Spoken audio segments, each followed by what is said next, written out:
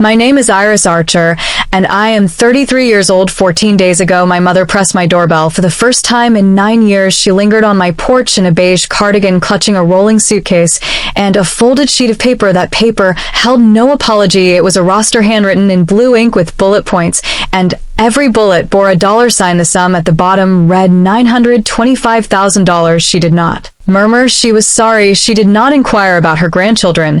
She simply announced, "We need to discuss the family's future." But here is what my mother did not realize. I had been curating my own roster for 9 years. Every birthday card she mailed back unopened, every voicemail she ignored, every nasty text my sister forwarded about me behind my back. 29 entries, all tagged, all time-stamped, all archived in a navy binder buried in the bottom drawer of my desk. She arrived with a ledger of what she wanted. I came with a ledger of what she had done before. We plunge in. If you are unfamiliar here, please pause to hit like and subscribe. It assists more than you realize. And while you are at it, drop a comment telling me where you are viewing from and what hour it is where you stand. I genuinely love reading those. Let me transport you back to the summer. I turned 24 the summer my bloodline informed me I was no longer. There's Millfield, Ohio, population 2,000 and change, one Baptist church, one barbershop, one diner, where every booth reeked of coffee and bacon grease. No matter when you stepped inside, that was my town, my entire universe. Until I turned 18, my father Kenneth labored at the lumber yard on Route 7 for 31 years. Same shift, same boots, same silent nod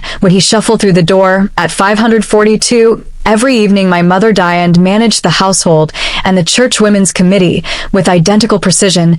She arranged the Easter brunch. She coordinated the prayer chain. She decided who carried what to every potluck, and no one challenged her. My sister Paige was 4 years younger, and everything. I was not boisterous, assured, the kind of girl who won homecoming queen and feigned surprise. Mom worshipped her dad, called her sunshine. I was the hushed one, the one who washed dishes without being asked and aced every math test and never received a celebration for either.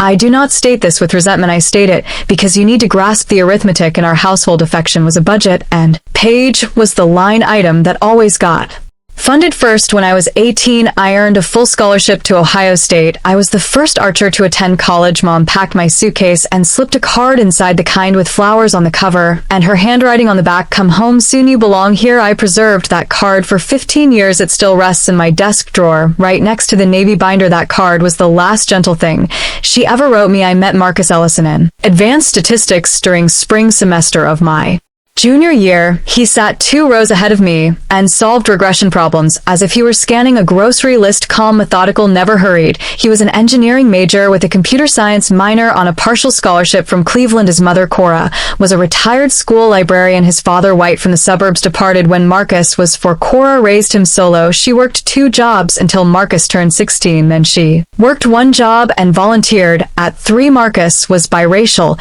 He had his mother's eyes and his father's jawline, and this way of listening that made you feel like everything you uttered genuinely mattered. Our first date was at a taco truck near campus. He paid with crumpled dollar bills. I paid with quarters. We split a horchata and talked until the truck shuttered. He told me he wanted to construct something. He did not yet know what, but something that solved a real problem. I told him I wanted a role where the numbers carried meaning. He said, then we are in the correct field. We dated for 3 years before he proposed. 3 quiet, steady, unremarkable years. He met my parents twice. The first time, Mom smiled too wide and called him Michael instead of Marcus. The second time, she called him Marcus, but refused to look at him. When she said it both times, Dad shook his hand and uttered almost nothing. I told myself it was awkwardness. Small town folks, they simply needed time. Paige was the honest one. At Thanksgiving, she leaned over and whispered, he is nice, but Mom is never going to be all right with this. You know that, correct? I did not know that. Not yet. Marcus proposed on a Tuesday. No ring at first, just a conversation at our kitchen table in our tiny apartment near campus. He said, I want to spend my existence with you. I want to build something with you. Will you allow me? I said yes. Before he finished the sentence, I called home. That night, Mom picked up on the 3rd ring. I told her. The line went silent for 7 seconds. I counted. You need to reflect on what this means for this family. Iris, not congratulations, not tell me about the ring, a warning. Dad got on the extension. He cleared his throat twice and said nothing. 2 days later, Paige texted, Mom has been crying since you called. Are you happy now? I was actually for the first time in years, but I did not reply. That 2 weeks after the call, a letter arrived. Not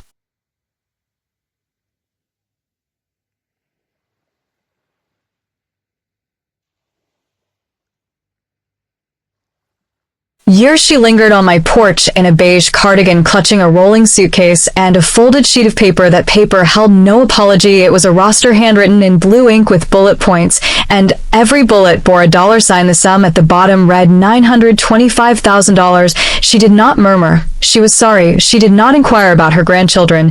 She simply announced, "We need to discuss the family's future." But here is what my mother did not realize. I had been curating my own roster for 9 years. Every birthday card she mailed back unopened, every voicemail she ignored, every nasty text my sister forwarded about me behind my back, 29 entries, all tagged, all time-stamped, all archived in a navy binder buried in the bottom drawer of my desk. She arrived with a ledger of what she wanted. I came with a ledger of what she had done. Before we plunge in, if you are unfamiliar here, please pause to hit like and subscribe. It assists more than you realize, and while you are at it, drop a comment telling me where you are viewing from and what hour it is where you stand. I genuinely love reading those. Let me transport you back to the summer. I turned 24 the summer my bloodline informed me I was no longer. There's Millfield, Ohio, population 2,000 and change, one Baptist church, one barbershop, one diner, where every booth reeked of coffee and bacon grease. No matter when you stepped inside, that was my town, my entire universe, until I turned 18. My father Kenneth labored at the lumber yard on Route 7 for 31 years, same shift, same boots, same silent nod when he shuffled through the door at 542. Every evening my mother Diane managed the household and the church women's committee with identical precision. She arranged the Easter brunch. She coordinated the prayer chain. She decided who carried what to every potluck, and no one challenged her. My sister Paige was 4 years younger, and everything I was not boisterous, assured. The kind of girl who won homecoming queen and feigned surprise. Mom worshipped her dad, called her sunshine. I was the hushed one, the one who washed dishes without being asked and aced every math test and never received a celebration for either. I do not state this with resentment. I state it because you need to grasp the arithmetic in our household. Affection was a budget, and Paige was the line item that always got funded first. When I was 18, I earned a full scholarship to Ohio State. I was the first archer to attend college. Mom packed my suitcase and slipped a card inside, the kind with flowers on the cover and her handwriting on the back. Come home soon, you belong here. I preserved that card for 15 years. It still rests in my desk drawer, right next to the navy binder. That card was the last gentle thing she ever wrote me. I met Marcus Ellison in advanced statistics during spring semester of my junior year. He sat 2 rows ahead of me and solved regression problems as if he were scanning a grocery list. Calm, methodical, never hurried. He was an engineering major with a computer science minor on a partial scholarship from Cleveland. His mother, Cora, was a retired school librarian. His father, White, from the suburbs, departed when Marcus was 4. Cora raised him solo. She worked 2 jobs until Marcus turned 16. Then she worked 1 job and volunteered at 3. Marcus was biracial. He had his mother's eyes and his father's jawline, and this way of listening that made you feel like everything you uttered genuinely mattered. Our first date was at a taco truck near campus. He paid with crumpled dollar bills. I paid with quarters. We split a horchata and talked until the truck shuttered. He told me he wanted to construct something. He did not yet know what, but something that solved a real problem. I told him I wanted a role where the numbers carried meaning. He said, then we are in the correct field. We dated for 3 years before he proposed. 3 quiet, steady, unremarkable years. He met my parents twice. The first time, Mom smiled too wide and called him Michael instead of Marcus. The second time, she called him Marcus, but refused to look at him when she said it. Both times, Dad shook his hand and uttered almost nothing. I told myself it was awkwardness, small town folks, they simply needed time. Paige was the honest one. At Thanksgiving, she leaned over and whispered, he is nice, but Mom is never going to be all right with this. You know that, correct? I did not know that not yet. Marcus proposed on a Tuesday. No ring at first, just a conversation at our kitchen table in our tiny apartment near campus. He said, I want to spend my existence with you. I want to build something with you. Will you allow me? I said yes. Before he finished the sentence, I called home. That night, Mom picked up on the 3rd ring. I told her. The line went silent for 7 seconds. I counted. You need to reflect on what this means for this family. Iris, not congratulations, not tell me about the ring. A warning. Dad got on the extension. He cleared his throat twice and said, Nothing. 2 days later, Paige texted, "Mom has been crying since you called. Are you happy now?" I was actually for the first time in years, but I did not reply. That 2 weeks after the call, a letter arrived, not an email, not a text, a letter handwritten Diane Archer's cursive on cream-colored stationery. She wrote 4 paragraphs. The last one said, "If you proceed with this, you are selecting him over your family. We cannot endorse this. We will not attend. And if you stroll down that aisle, do not expect to stroll back through our door. He is not one of us, Iris. He never will be." That was the boundary. She drew it in blue ink on cream stationery, and she expected me to stand on her side of it. I read the letter 3 times, folded it, and placed it in a manila folder. I did not know why I was keeping it. Something in me, the part that files receipts and labels bank statements, instructed me to hold on. I held on. We married at the Multnomah County Courthouse on a Saturday in June. 12 guests, all friends, all.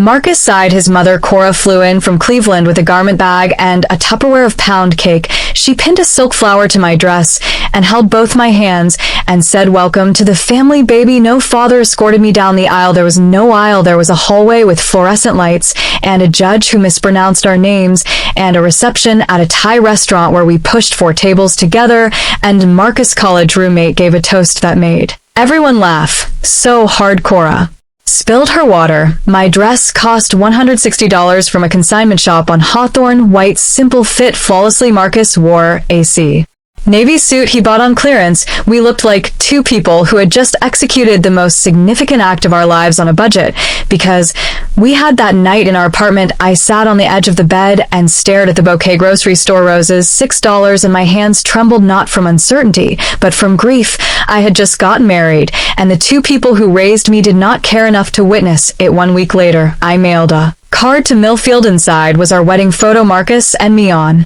the courthouse steps. Beaming, I wrote, "We are happy. I hope you can be happy for us someday." The card came back 11 days later, stamped in red, "Return to sender." I stared at that stamp for a long time. Then I opened the manila folder, slid the card inside, and wrote in red pen, "Item 2, wedding photo returned." That was the beginning of the binder. Year 1 was the hardest. I called Mom 4 times, voicemail. Every time I left messages short, cautious, the kind where you select every syllable because you know it might be the last one she ever hears. "Hi Mom, just calling to say hello. We are doing well. Marcus got a job at a software company downtown. I am studying for the CPA exam. I miss you. Call me back whenever you are ready." She never called back. I sent a card for her birthday, a card for Dad's birthday, a card for Christmas. All 3 came back with the same red stamp. Dad sent 1 text, February, 4 words, "Your mother needs time." That was it. No follow-up, no second text. Those 4 words sat in my phone like a voicemail. I could not delete. Paige posted a family photo on Facebook that spring. Mom, Dad, Paige's boyfriend at the time, all smiling. Caption, "Sunday dinner with my people." I was not in the frame.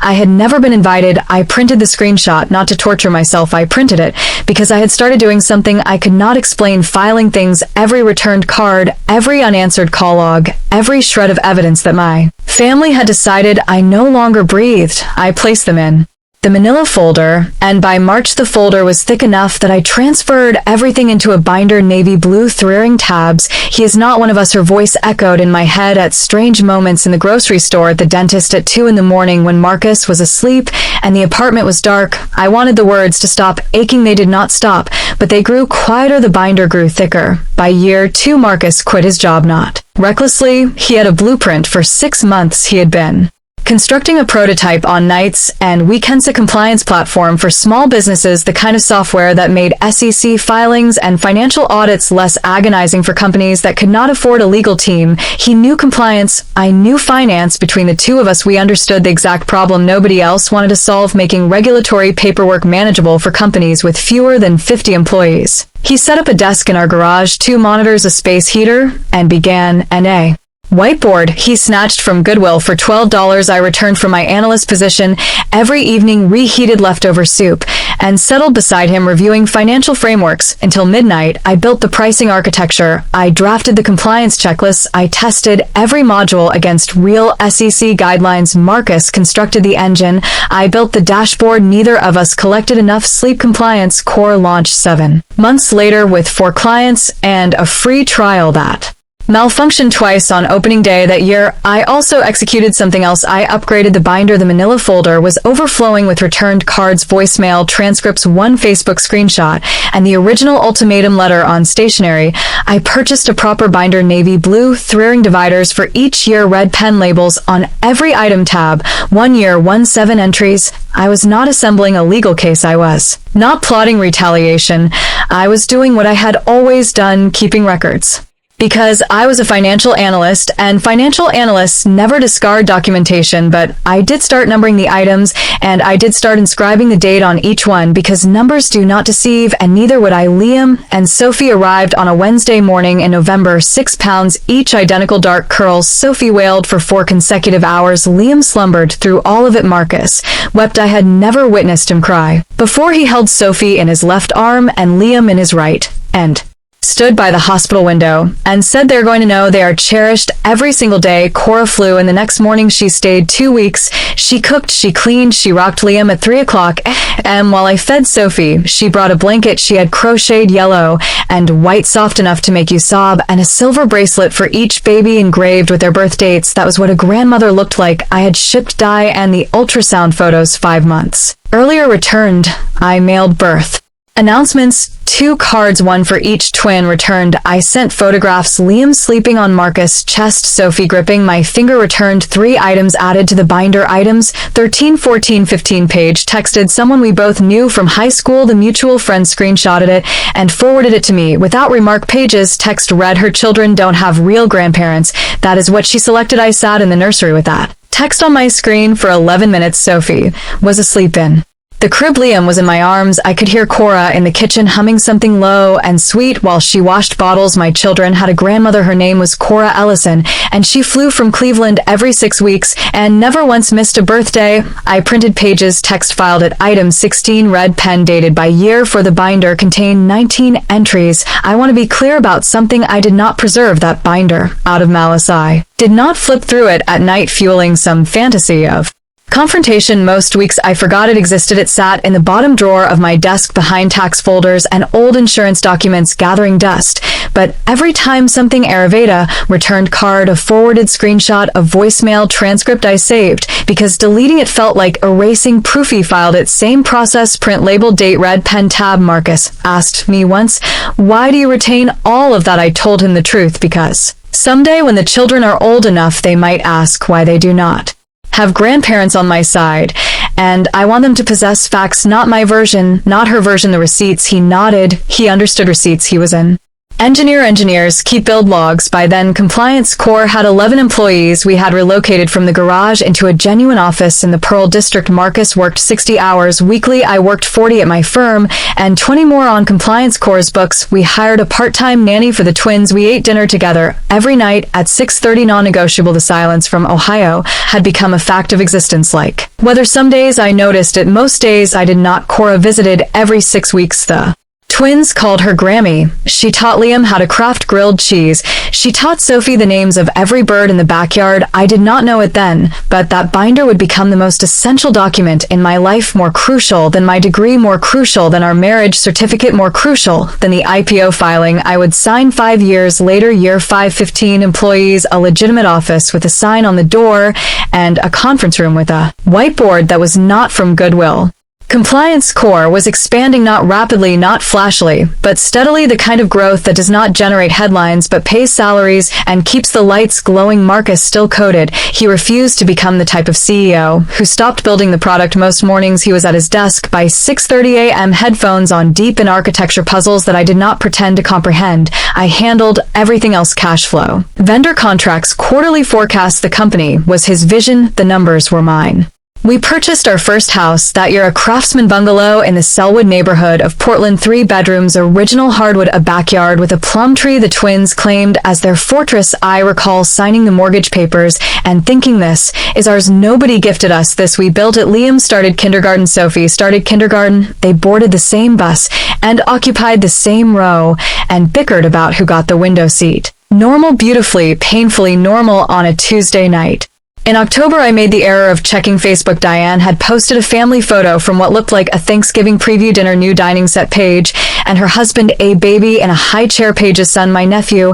I had never met him. Caption: my whole world, 3 people in the frame, a baby, a table, a family that did not include me or my children or the man I married. I closed the application, went to bed, did not weep. I had stopped crying about Diane Archer somewhere around year 3. Some wounds do not mend. They just turn numb. Paige got married in year 6. I learned about it from Instagram. The photographs were stunning. White church, the same Baptist congregation where I had been baptized at 12. 200 guests. Paige in a cathedral-length veil, mom in lavender, dad in a new suit I had never seen before. The reception featured a live band, a 5-tier cake, and a sparkler send-off that resembled a movie. They did not invite me. They did not inform me. I discovered it 4 days after the wedding when a friend from high school posted a group shot with the caption, best wedding of the year. I zoomed in. My parents were in the second row, smiling, arms wrapped around each other. Dad looked thinner. Mom looked exactly the same. I stared at that photograph for a long time, not because I envied the wedding I had. My wedding, 12 people, Thai food, a $160 dress,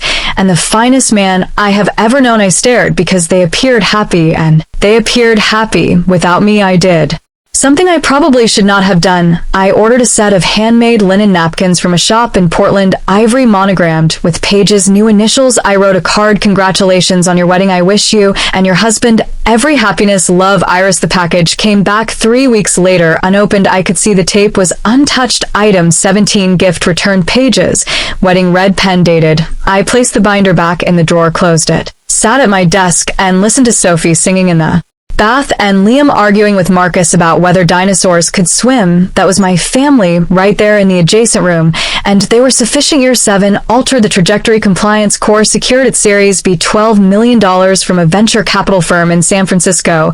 I remember the phone call. Marcus was in the kitchen preparing pancakes for the twins. His phone rang. He listened, nodded, hung up, turned to me, and said they said yes. I performed the math before the pancakes were finished. $12 million in funding, post-money valuation of $68 million. Marcus and I still held 22%. We were not wealthy, not yet, but the numbers were heading somewhere. I had only ever modeled in spreadsheets. I resigned from my analyst job that month and joined Compliance Core full-time as chief financial officer. It was the first time my name appeared on the company paperwork next to his. We were partners in. Ever since we relocated to a larger house, of 4-bedroom colonial in Lake Oswego, 15 minutes south of Portland. Portland, excellent schools, tranquil streets, a kitchen with an island where the twins tackled homework while I reviewed quarterly statements on the opposite end. The Series B generated a modest ripple in the press. TechCrunch ran a 4-paragraph piece. 2 fintech newsletters mentioned it. Nothing monumental, the kind of coverage that industry insiders observe and everyone else scrolls past. But someone in Millfield, Ohio, did not scroll past. 2 weeks after the TechCrunch article surfaced, a friend from high school texted me, hey, kind of random, but your mom asked me about your husband's company at church on Sunday. She wanted to know what Series B meant. Just thought you should know. I read that text 3 times. Mom had not uttered my name in 7 years. She did not understand what Series B meant, but she wanted to. The arithmetic was shifting, and Diane Archer was paying attention. That same year I dispatched what I knew would be my final birthday card. I had sent one every year, 7 consecutive years, 7 returns, each one archived, each one labeled. But this time I tucked something extra inside: a photograph of Liam and Sophie at their school's autumn festival, matching flannels. Face paint. Liam was missing his 2 front teeth. Sophie was grinning so broadly her eyes were nearly shut. On the reverse of the photo, I wrote, they ask about you. Sometimes I tell them you live far away.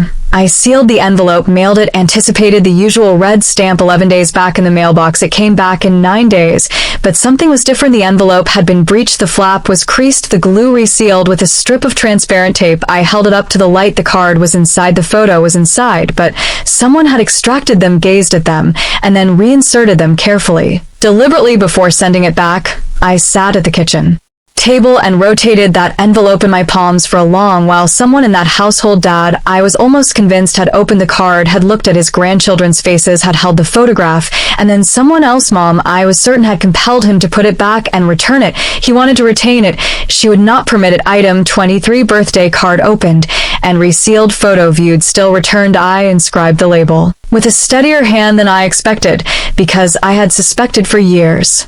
That dad was not the architect of this silence. He was the executor, mom was the architect, and the blueprint was simple. If she could not control whom I loved, it would expunge me from the family entirely. Year 8 compliance core was expanding faster than either of us had anticipated. 80 employees, offices in Portland and Austin, a partnership with 2 of the largest accounting firms in the Pacific Northwest. Marcus appeared on the cover of a regional business magazine, small print, run local distribution, but his face was on a glossy cover with the headline, "The Quiet Disruptor." I noticed unusual activity on my LinkedIn. That month, someone from Millfield, Ohio had viewed my profile 3 times in 1 week. No name visibly, a private browser or a burner account, but the location was right there, Millfield, Ohio. Then Forbes released its annual companies to watch list. Compliance core landed at number 47 out of 50. A modest mention, 2 sentences, but it was Forbes. I did not think much about the LinkedIn views until a few weeks later,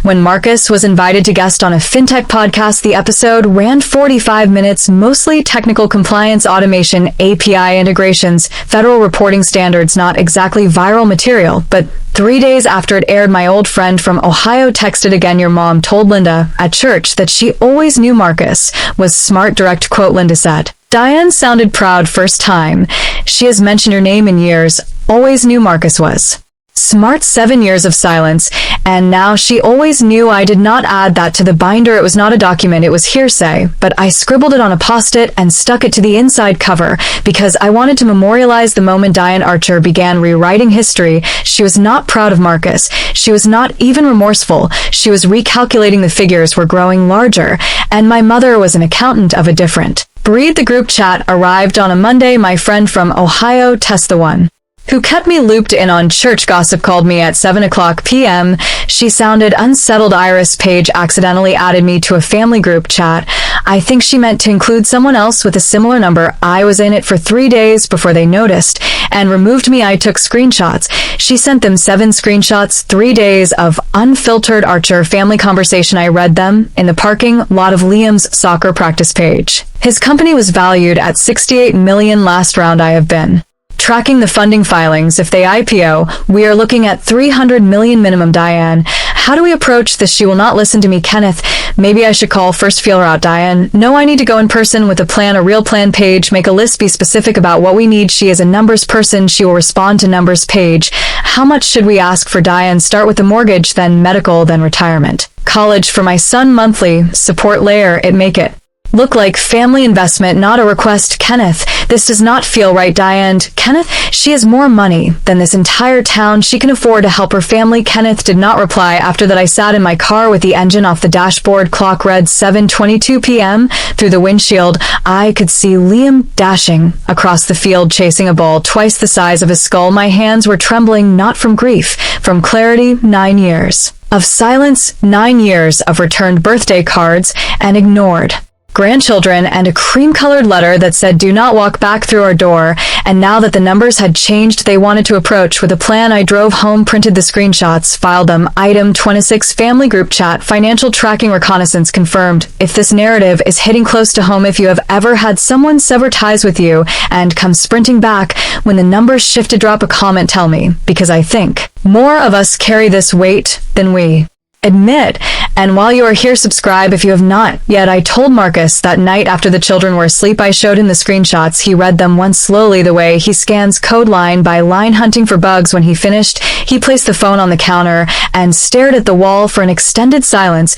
What do you want to do? Nothing yet, but I want to be ready. He nodded. That was Marcus. He did not instruct me on what to feel. He did not propose we ignore it or confront it or anything in between. He asked what I wanted, and then he stood beside me while I figured it out. The next morning, I contacted a family attorney, not to sue, not to file anything. I wanted to comprehend our position. What were our rights if Diane appeared? Could she make any legal claim to our assets, to the children? The attorney, a woman named Grace, mid-50s, no-nonsense, walked me through it in 20 minutes. No, Diane had no legal footing. Our trusts were structured to shield the children's assets. No, grandparent visitation rights in Oregon without an existing relationship, and 9 years of documented estrangement made any claim laughable. I thanked Grace, ended the call, went to work. But I also did something else that week. I drafted a letter, did not send it, just wrote it out longhand at the kitchen table after midnight. In it, I enumerated every item in the binder, every date, every returned card, every ignored call, every screenshot. 26 items dated, documented, ready, year 9, the IPO.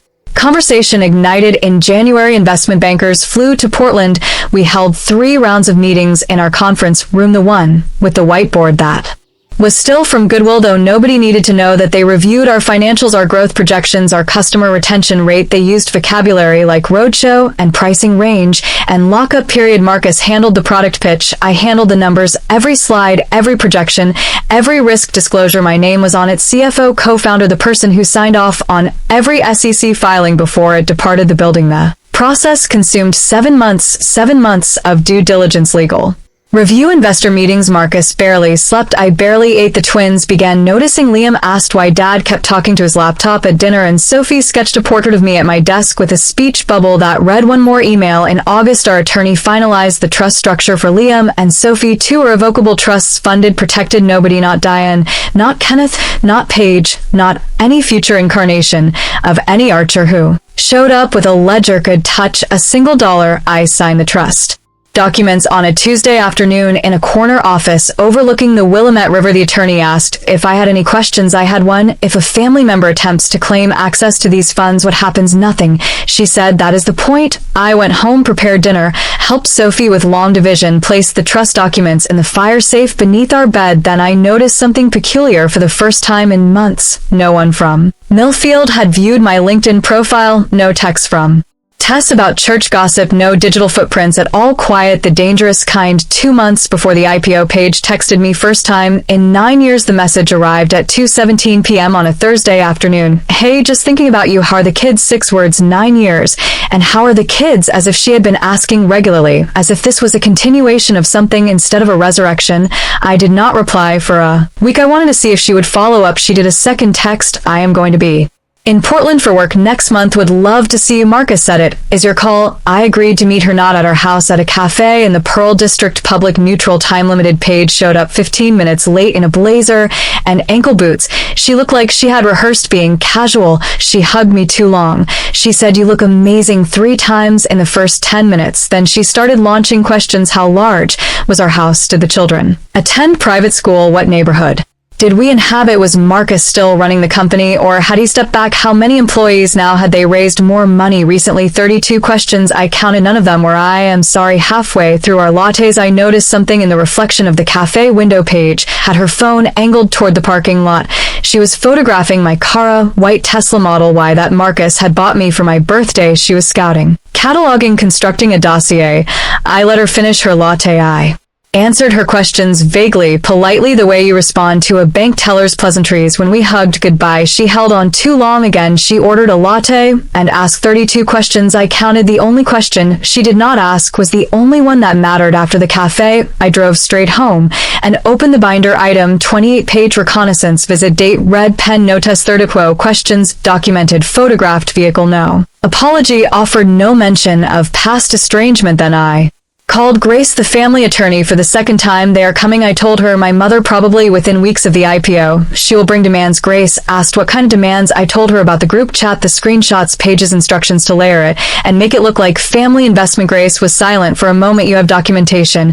I have a binder. How thorough. 28 items dated, sourced 9 years. Another pause. Iris, you do not need me for this. You needed me for the legal structure, the trust, the estate separation. That is already done. What you are describing is not a legal confrontation. It is a personal one. And for that, you just need to decide what you are willing to say. She was right. This was not about lawyers. This was about a woman who appeared at my doorstep because the numbers had shifted, and whether I was going to let her rewrite 9 years of silence into a story about a misunderstanding. I sat at my desk that night and pulled out the letter I had Drafted months ago, the one enumerating every item in the binder. I read it, then I placed it back in the drawer. I did not need a letter. I had the binder itself, 28 items, 9 years, every returned card, every ignored voicemail, every screenshot, every shred of evidence that my family had erased me, not because I had done something wrongful, but because I loved someone they refused to embrace. The binder would speak for itself. Compliance Core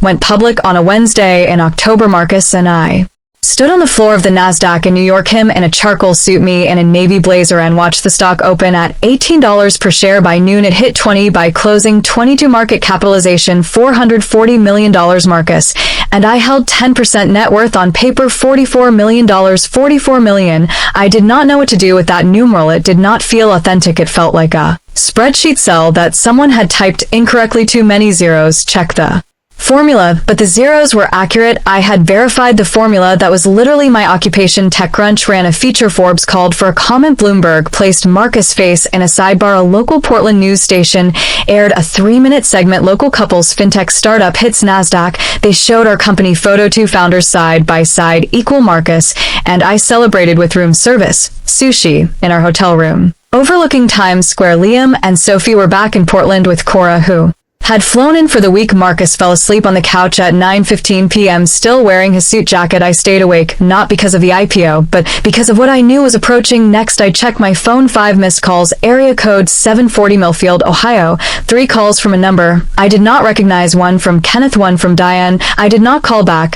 I set the phone face down on the nightstand and stared at the ceiling. 9 years, $44 million, and suddenly Iris Archer was worth knowing. Again, I went to sleep with my hand draped over the phone, as if it might ring again. It would. Kenneth's voicemail arrived the next morning while I was brushing my teeth. His voice was thinner than I remembered, older. The cadence was the same, slow, careful, a man who measured words like lumber, but something underneath had shifted. There was a fracture in it. Baby girl, I saw you on the news, you and Marcus on the stock exchange floor. I did not know what to say, so I am calling. I am proud of you. I have always been. A long pause. Breathing. Your mother wants to talk. She has things she wants to discuss.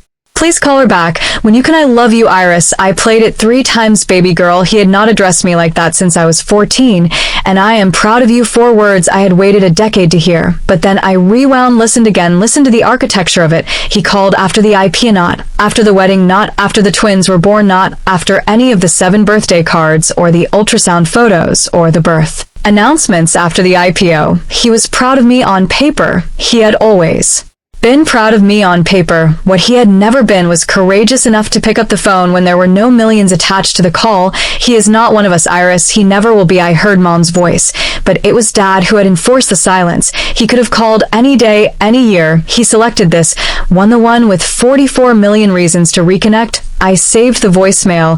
I did not add it to the binder. It was too sorrowful for the binder. Instead, I sat on the hotel bathroom floor and let myself feel all of it for about 4 minutes. Then I rose and packed my suitcase. We had a flight to catch. Diane's text arrived 2 days after we returned home from New York. It was lengthy, carefully composed, no typos, no autocorrect errors, no casual abbreviations. This was a draft. She had written it, edited it, probably recited it aloud to herself in the mirror. Iris, I know we have lost time. I think about you and the children every day. Life is brief, and I have learned that some things matter more than the differences that separate us. I would like to discuss the future, about the children, about what it means to be a family. There are things that families should share. I believe we can locate a way forward. If you are willing. I read it twice, counted the word 6 to 3, carefully chosen, and not one of them was sorry. Not one of them was I was wrong. Not one of them acknowledged that she had disowned me for marrying a man whose skin was a different shade than hers. Not one of them mentioned the returned birthday cards, the ignored grandchildren, the 9 years of silence, weaponized silence.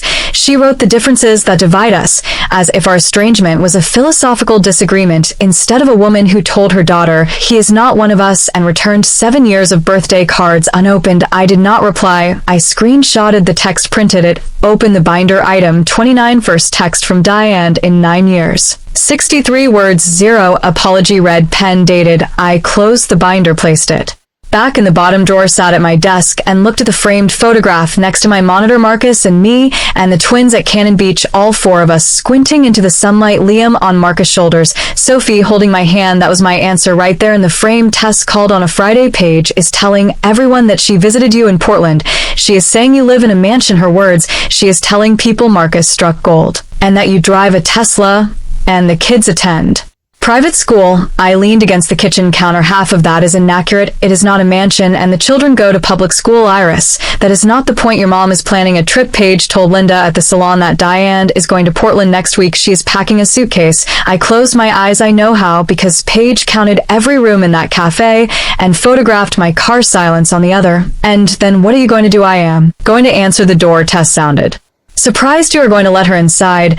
I am going to let her speak, and then I am going to show her what I've been storing in the bottom drawer of my desk for 9 years. I hung up and stood in my kitchen, the kitchen with the island where Sophie did homework and Liam constructed Lego towers and Marcus flipped pancakes on Sunday mornings. Cora's photograph was on the refrigerator next to the twins' field trip picture. Grammy, Cora, the only grandmother they had ever known. Diane was coming. I had known it since the group chat, since the series B, since the LinkedIn views and the church gossip and Paige's 32 questions at the cafe. The numbers had shifted and Diane Archer was arriving to collect, but I was not the same girl who had left Millfield at 18 with a scholarship and a mother's card that said come home soon. I was a CFO, a mother, a woman with a binder, and I was prepared. The irony was not lost on me in Millfield news. Traveled through the Baptist congregation, the way water moved through limestone slowly everywhere, impossible to halt. When I married Marcus, the Whisper Network had done its work within 48 hours. Diane Archer's daughter married someone who was not like us. The women on the prayer chain clucked their tongues. The men at the diner shook their heads, and Diane had wielded that social pressure like a blade. She disowned me partly because she could not endure the murmurs. Now the murmurs had reversed. Tess told me. Linda at the salon told Tess the church organist told Linda Iris Archer's husband was on NASDAQ. Iris Archer was a CFO. Iris Archer was worth $44 million, and Diane Archer, the woman who ran the Easter brunch and coordinated the prayer chain, had disowned her own daughter 9 years ago for marrying him. People were not whispering anymore. They were posing questions directly to Diane's face. You must be so proud. When did you last visit the grandchildren? Are you traveling to Portland for the holidays? And Diane had to smile through every single one, because admitting the truth that she had severed ties with her firstborn for loving someone she refused to accept would destroy the carefully curated image she had spent a decade constructing. The same town that had allowed her to cut me off was now interrogating her. Diane could not tell them she was estranged from her daughter without confessing that she was the one who had drawn the boundary, and she could not pretend everything was fine without someone inevitably asking, then where was Iris at Christmas? The pressure was reversing, and Diane Archer, the woman who had wielded social pressure like a scalpel, was now the one being incised. She arrived on a Tuesday at 1:14 in the morning. I know the exact hour because I was standing at the kitchen window drying a mug and watched the taxi pull up. She exited slowly. Beige cardigan, black slacks, the same pearl studs she had worn to church every Sunday since I was a girl, a carry-on suitcase small worn at the edges. She stood on the sidewalk for a full 30 seconds before she walked up the path. I watched her examine the house, the craftsman details, the porch swing, the garden beds Marcus had planted in the spring. She absorbed it the way a real estate appraiser would. Evaluating. The doorbell rang. I opened the door. We stood 3 feet apart. She looked older, more gray threaded through her hair, lines around her mouth that had not existed 9 years ago. Her eyes, the same shade of green as mine, were already glistening. Iris, Mom. A silence. 4 seconds. I came to discuss the children's future. Not I came because I missed you. Not I came because I was wrong. Not even I came because I love you. I came to discuss the children's future. The children she had never met, the children whose photographs she had returned in sealed envelopes. The children Paige had said did not have real grandparents. I looked at the suitcase, looked at the folded sheet of paper in her right hand. Come in. I did not guide her to the living room. I led her to the kitchen. The kitchen had a table. It had good light. It had the refrigerator with Cora's photo and the twins' artwork and a world map where Sophie marked every country she wanted to visit someday. The kitchen was where truth lived in this house, and truth was what we were about to have. She sat at the table. I poured 2 glasses of water. No coffee. Coffee was for people who were staying. She glanced around the kitchen. Her eyes landed on the frigid Cora's photo. Grammy, Cora holding Liam, and Sophie on her lap at the beach, all 3 of them laughing. Diane stared at it for 5 seconds. Something flickered across her face. I could not tell if it was guilt or jealousy. Then she unfolded the paper, her handwriting blue ink, 5 bullet points. Each one neat, deliberate, the product of what must have been hours of calculation. She read them aloud. Retirement fund for your father. And me, $500,000. I said, nothing. College fund for Paige's son, Thomas, $200,000. Nothing. Medical expenses, your father's knee surgery, $45,000. Nothing. Mortgage, pay off the family home, $180,000. Nothing. Monthly support, $3,000. She folded the paper, placed it on the table. Between us, looked at me. This is what families do. Iris, your father worked his whole life. He sacrificed for you, for both of you. It is time to give back. I stared at the list. $925,000, itemized, calculated, presented like an invoice. Not once during the reading did she utter my name alongside the word sorry. Not once did she acknowledge that she was sitting in a house she had never visited asking for currency. From grandchildren she had never embraced. Her children don't have real grandparents. That is what she chose. Paige's words echoing. I picked up the list, read each line one more time, folded it, set it down. Then I stood up and walked to my office. The bottom drawer was exactly where I had left it. Bottom drawer under the tax folders behind the old insurance documents. I pulled out the binder, navy blue, 3-ring, heavy, the kind of weight that comes from 9 years of documentation. I carried it back to the kitchen, set it on the table right next to the folded list of demands. 2 documents, hers 1 page, 5 bullets, $925,000, mine 29 items, 9 years, 0 apologies received. Diane looked at the binder. What is that? You brought a list, Mom. I sat down, placed my palms flat on the table. I brought one too. She stared at the binder, at the red pen labels visible through the clear cover, at the thickness of it, almost 3 inches of tabs and documents and printed screenshots, and returned birthday cards in their original envelopes. I do not understand you. Will I opened the binder to tab 1, year 1, and I began reading. I did not elevate my voice. I did not weep. I did not perform. I read the way I read. Quarterly reports to the board, factual, organized, item by item, 9 years of receipts, documented, dated, every returned card, every ignored voicemail, every screenshot, every piece of proof that Diane Archer had systematically erased her firstborn daughter from the family, not because I did something wrong, but because I loved someone she refused to accept. Wrong, but because I loved someone she refused to accept. The binder was not retaliation. It was not a weapon. It was an archive, and archives do not negotiate. They do not debate. They do not excuse or convict. They simply recite the truth, and I had 9 years of truth to recite. Tab 1, year 1. I extracted the first item, a birthday card in a white envelope, red stamp across the front reading returned to sender, still sealed. I placed it on the table. Item 1, birthday card. Mailed September 12th, 2017, returned September 23rd. Diane's eyes widened. I pulled out the second item, another envelope, same stamp. Item 2, wedding photo, mailed June 14th, 2017, returned June 25th. A third item, 3, Christmas card, mailed December 8th, 2017, returned December 21st. I laid them out one by one slowly, the way you present evidence during an audit. No commentary, no emotion, just documents arranged in chronological order. Diane's mouth opened, then closed. She stared at the growing row of envelopes on the table, white rectangles with red stamps, each one a door I had tried to open, and she had slammed shut. These are the birthday cards I sent you every year for 9 years. Every single one came back. Iris, I am not finished. I moved to tab 2, year 2, 3 more items of voicemail, transcript, my words printed from a transcription application, stapled to a note with a date and time, an unanswered call log, a Facebook screenshot of Diane's, my whole world. Post, no Iris, no Marcus, no grandchildren. Item 4, voicemail to you January 7th, 2018, duration 47 seconds, no callback. Diane pressed her fingers to her lips. Her eyes were wet. Item 5, text from Dad, February 12th, 2018, 4 words, your mother needs time. I set the printout on the table. It has been 9 years, Mom. How much more time did you need? The tears arrived. I expected them. Diane covered her face with both hands and produced the sound I had heard 1,000 times growing up, the controlled theatrical sob she used when she wanted sympathy without surrendering dignity.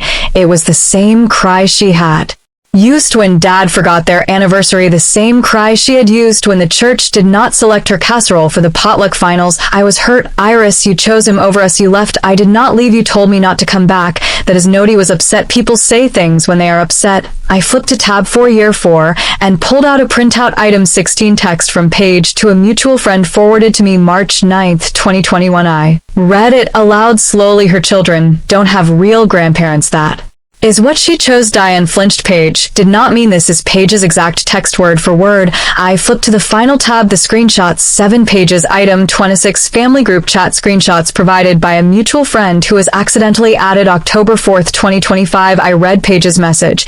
Make a list, be specific about what we need. She is a numbers person. She will respond to numbers than Diane's. She has more money than this entire town. She can afford to help her family. Diane's face transformed. The theatrical tears evaporated. Something tougher surfaced. Something I recognized, the same expression she had worn when Paige shattered the good china and blamed it on the dog. Anger, not guilt. Anger. You had no right to read that. I looked at her, level steady. You had no right to return my children's photos. The kitchen went mute. I reached for one specific item, tab 5-year 7. The envelope was slightly different from the others. Same white paper, same red stamp, but the flap was creased. The glue had been slit and resealed with a thin strip of clear tape. I held it up. Item 23, birthday card, year 7. Inside this card was a photograph of Liam and Sophie at their school's autumn festival. On the back, I wrote, they ask about you sometimes. I tell them you live far away. I set the envelope on the table. This card was breached. Someone examined their faces, then sealed it back up and returned it. Diane's jaw tightened. Who opened it? Mom's silence. Dad opened it. He wanted to preserve it, and you forced him to send it back. Diane's hands were flat on the table. Now her eyes were fixed on the envelope on the tape. She whispered something so faint I almost missed it. I was afraid. I waited. If I let him keep it, if I let any of it inside, I would have had to admit I was wrong, that I lost 9 years for nothing, that I pushed away my grandchildren because I was too proud to. She stopped, swallowed for 1 second, maybe 2. I witnessed something genuine in her face, not performance, not manipulation. Actual fear, the kind that lives beneath anger for so long it forgets how to emerge any other way than it vanished. Her chin elevated, her posture stiffened.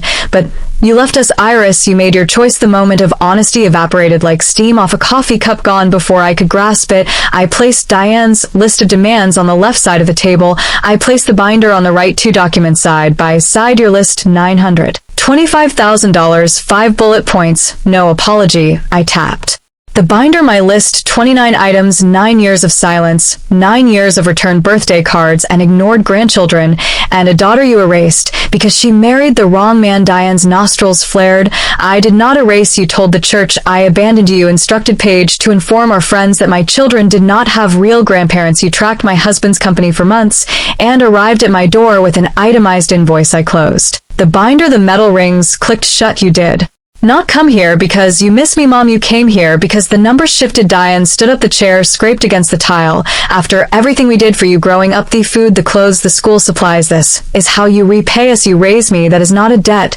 That is what parents do. We gave you everything. You gave me a card that said come home soon. Then you told me not to come back. She had no answer for that. I could see her searching, scanning through her mental catalog of guilt trips and emotional leverage, and finding nothing that fit. You said he was not one of us, but for 9 years his mother was the only grandmother my children ever knew. The words lingered in the kitchen like smoke. She heard them. I watched them land. She had nothing left to say. The garage door rumbled. Marcus walked into the kitchen through the laundry room, keys in one hand, laptop bag over his shoulder. He saw Diane. He saw the binder on the table. He saw me. He did not speak. He set his bag on the counter, crossed to where I was sitting, placed his hand on my shoulder, and sat down beside me. That was it. No words, no confrontation, no dramatic entrance. Just a man settling next to his wife because she needed him there. And looked at Marcus, the man she had refused to accept 9 years ago. He wore a flannel shirt and running shoes, and a watch that cost less than her pearl studs. There was nothing ostentatious about him, nothing that announced $44 million. He was just a man, a good man, a father, a husband, and he was right here, hand on my shoulder, conveying everything without opening his mouth. Diane stared at his hand, at my shoulder, at the space between us that held no tension, no performance, no need for words. She understood. I did not require the Archer family. I had already constructed my own. I spoke quietly, the way you deliver a final figure on a balance sheet, factual, complete, no revision. Pending, Mom. I will not give you money. She opened her mouth. I continued, not because I cannot afford it, because the moment I hand you a check, you will believe you were right to stay away until it became profitable to return. You will tell yourself and you will tell Paige that this is what family does, that the silence was a misunderstanding, that the 9 years were just a rough patch. I picked up her list, held it out. They were not a rough patch. They were a choice, your choice. Every returned card, every ignored voicemail, every photograph of your grandchildren that you looked at and sent back. She did not take the list, it hovered in the air between us. If you want to know your grandchildren, truly know them, not as a line item on a financial blueprint that begins with an apology not to me to them. And it does not begin today, it begins when you are ready to mean it. Diane took the list, picked up her suitcase, walked to the front door. She stopped, turned around, opened her mouth, closed it, walked out the door, clicked shut, not a slam, a click, the sound of someone departing who knew she had lost something she could not purchase back if someone appeared in your life only after the numbers shifted. I need to hear your story. Drop it in the comments. And if this video reminded you that your worth is not a dollar amount, share it with someone who needs to hear that. 2 weeks past, Marcus, and I did not discuss Diane much, not because we were avoiding it, but because there was not much left to articulate. She had arrived with a list. I had shown her a binder she had left without apologizing me. Arithmetic was settled. The twins did not know she had visited. They were at school during both the arrival and the departure. I preferred it that way. They would learn about Diane Archer when they were old enough to grasp that some people only see you when the lighting is favorable. Kenneth called, not on a weekend, on a Tuesday morning at 9:14 a.m. while I was reviewing a vendor contract at work. Iris, your mother told me what happened. I waited. I should have opened that door for you 9 years ago. I should have picked up the phone. I should have driven to Portland. The day the twins were born, I should have done a lot of things. His voice fractured. I am sorry, not because of the money. I do not want your money. I want to know my grandchildren. And I want to know if you will allow me to try. I was quiet for a long time, 17 seconds. I counted. I believe you, Dad. But believing you and trusting you are different things. We start slow phone calls every 2 weeks, no visits, yet no money, just conversation. He agreed. That is more than I deserve. It is exactly what you deserve, not more, not less. We ended the call. I returned to my contract page, texted once one line, you could have just helped. I did not reply. Some messages are their own answer. Diane did not call, did not text, did not write. The silence returned, but this time it was hers. I had said everything I needed to say. The next move was hers. The binder sat in the bottom drawer. 29 items, 9 years. I did not add a 30th. I hoped I would never have to hear, is what 9 years of silence taught me. Family is not the people who share your surname. Family is not the people who show up when your net worth fluctuates. Family is the people who show up when your world is cramped and your garage is freezing and your infants need a grandmother. The people who fly from Cleveland every 6 weeks and crochet blankets and teach your son how to make grilled cheese. That is family. And it was never about currency. It was about showing up. That is my story. 9 years, 29 items, 1 navy binder. If this story reminded you that your worth was never about the numbers, share it with someone who needs that today. Drop a comment, hit subscribe, and I will see you in the next video.